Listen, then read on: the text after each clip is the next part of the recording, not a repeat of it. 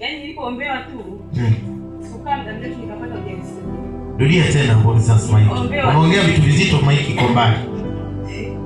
Nilipokuja kuombewa. Katika hata kipindi ambacho mimi sitarajia, nilipata ujauzito. Ulipata ujauzito? Amina. Baada ya maombezi. Ndio. Twende kwenye kutoka. Sibuka wewe inatoka, Namshukuru Mungu mpaka sasa niko hivi. Kuona tunakuona tena tuone kingine. Yaani tunakuona iko hivi ikoje yani? Imetoka. Hapana, hajatoka mpaka sasa hivi miezi kama 6-7 natoka. Haya ndo makofi ya mtu kupata ujauzito kwa mara ya kwanza.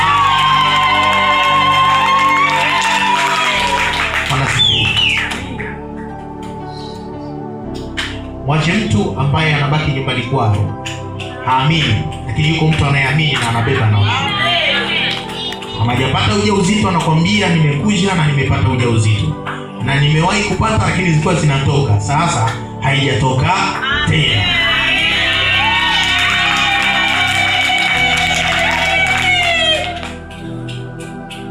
Mchungaji ametoka kusema hapa.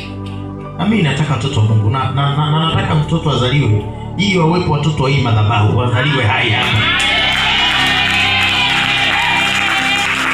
Ili kama waganga wanazalisha watoto wa kiganga, na sisi tuseme huyu mtoto alitafutwa madhabahuni na alitunzwa tumboni kwa mama yake akitoka madhabahuni, na mapepo na majini hayakula huyo mimba, na mtoto alizaliwa, na mtoto mwenyewe Samueli ndo huyu. Bwana Yesu asifiwe.